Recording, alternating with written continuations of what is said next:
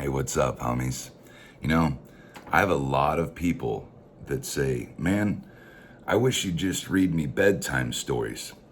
And I tell them, it's probably never going to happen, but you can subscribe to my YouTube channel where I'm known to tell some stories.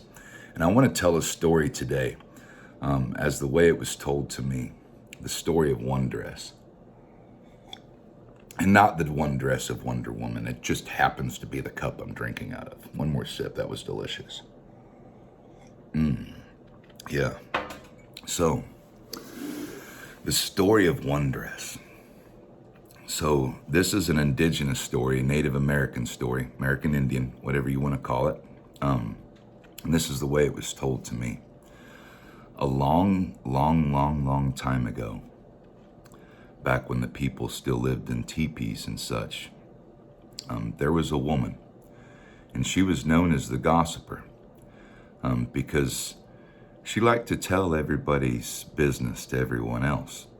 Now, the gossiping woman, she never told anything that wasn't the truth, but she always made sure that she told everyone else about everyone else's business, right? And then usually she would bring her own opinion into the matter of why this was right or wrong. And one day, the gossiper, she overheard the arguments of a young couple. And then the husband went out on a hunting party, and he didn't return for a month. So the gossiper woman, she began to tell the people why this had happened, that the husband had left her because the woman must have not been spending very much time underneath the courting robes as far as loving the man. And this is why the man must have left. Well,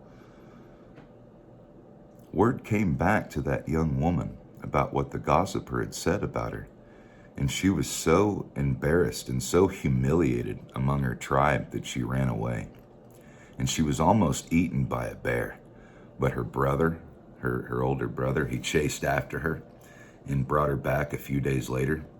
Shortly after that, the husband had returned from the hunting party. He had actually been kidnapped by an opposing tribe and fought his way out of there to return to the wife. Everything was fine and dandy with the husband and wife.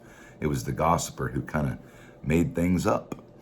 At this moment, the tribe turned their back on the woman who gossiped. Even her own husband left her. And she was the loneliest woman in the tribe. Very, very, very sad woman.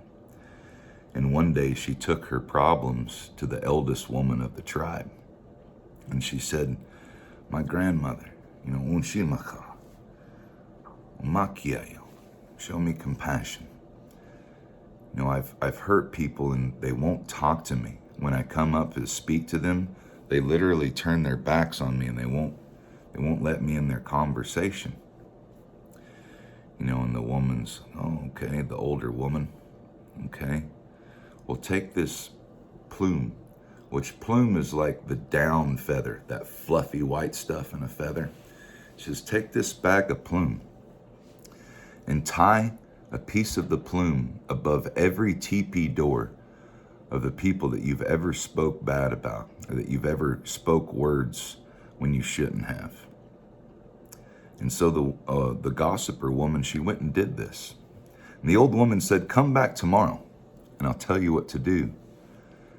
So the gossiper woman, she went and did this. She went and put a piece of that plume, that white down feather, above every single teepee door of every person she'd ever talked bad about. She went back to the old woman the next day. And she said, okay, grandmother, I did what you told me to do. Now what do I do? And the old woman said, now you must go back to every teepee that you tied the plume to, and you must put it back in the bag. The gossiping woman, she began to cry. She said, grandmother, I can't.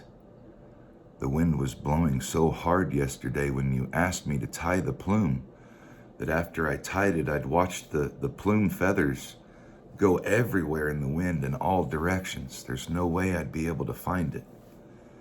And the old woman says, yes, it is so. Just like the words that you have spoken, you can't take them back. All you can do is learn to be a better person today and tomorrow and the next day. And stop gossiping about people.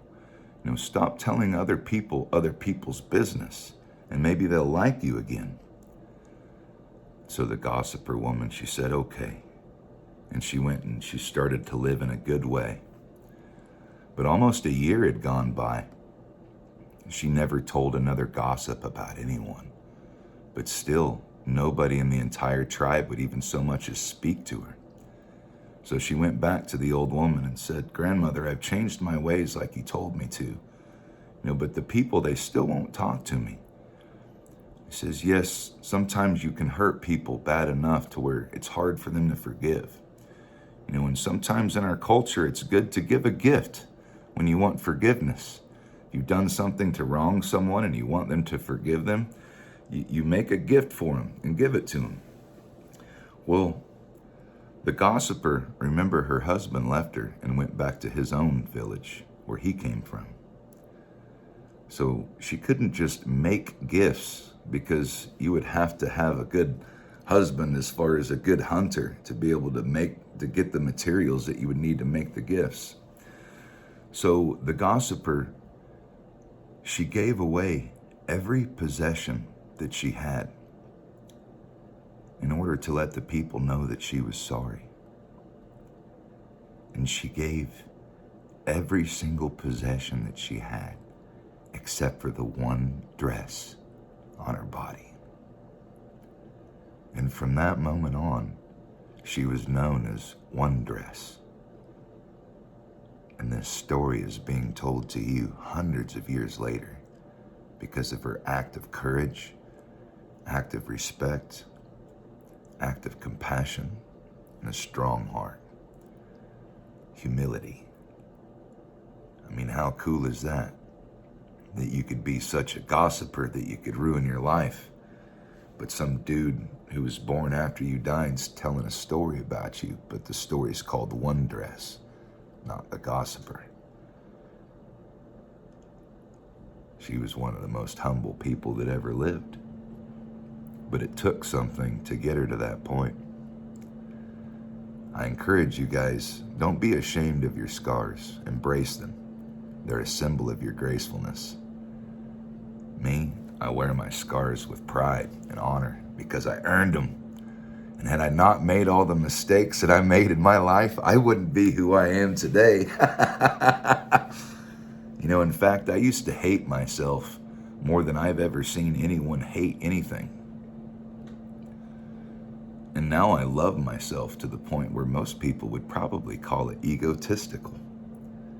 Me, I think it's kind of sad if you don't love yourself. Call it ego, call you whatever you want. I call it a good time. It's fun being in between these ears. But let me know if you guys would like to hear some more stories like that, because I'd be happy to tell you. I know some good ones, and I know some very, very old ones.